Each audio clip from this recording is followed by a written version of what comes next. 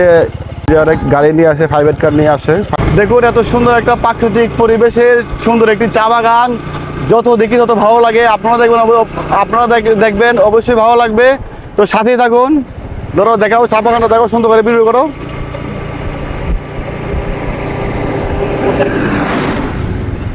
দেখেন এই বিকেলবেলায় কত সুন্দর। আপনাদেরকে ভিডিওতে কি বলবো, কি দেখাবো, বাসেন ভিডিওতে আসলে যতটুকু সুন্দর দেখতে, তার থেকে বেশি সুন্দর লাগে আপনার বাস্তবে দেখতে। এই যে চা বাগানটা বাস্তবে এত একটা সুন্দর লাগে,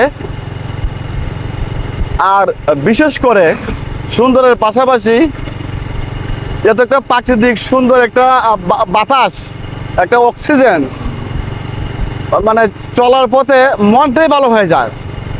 মনটা এমন একটা ভালো লাগে, এমন একটা হালকা হয়, মানে কি বলবো, মনের দুঃখ কষ্ট সব ভুলে যায় এই পরিবেশগুলো দেখলে, এই চা বাগানগুলো দেখলে, এই রাস্তার সৌন্দর্যটা দেখলে, এবং কি কত সুন্দর শীতল হাওয়া বাতাস, মানে এত একটা ভালো লাগে। মনটাই ভালো হয়ে যায়, মনটাই সুস্থ হয়ে যায়, শরীরটাই সুস্থ হয়ে যায়। এত সুন্দর একটি অক্সিজেন, সুন্দর একটি পিওর একটা বাতাস।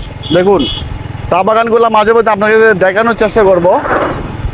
চা বাগানের গাছগুলা, চা বাগানের ভিতরে গাছগুলো আসলে এখন যেহেতু বর্ষার সিজন, মৌসুম এবং কি বৃষ্টির সিজন, এই বৃষ্টিতে আসলে বৃষ্টির পানিতে চা বাগানের কুড়িগুলো এত সুন্দর করে গজাইছে, আর গাছের পাতাগুলো এত সুন্দর করে গজাইছে, কি বলবো, সবুজে সবুজে শ্যামলে ভরপুর হয়ে গেছে।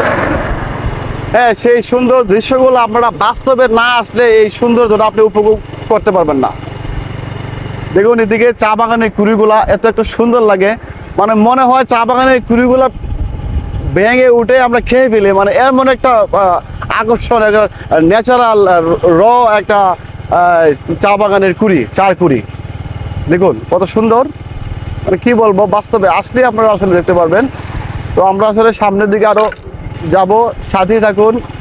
আর আসলে নয়েজটা একটু বেশি আসে মাইকের, যদি কোনো সমস্যা হয় বা নয়েজ বেশি আসে, কেউ মানে কোনো কষ্ট নেবেন না, বিরক্ত নেবেন না।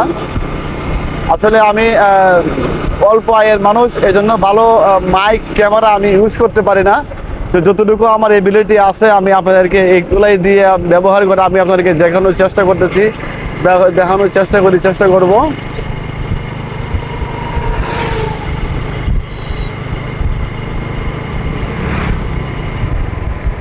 শুধু মোটরসাইকেল আর মোটরসাইকেল।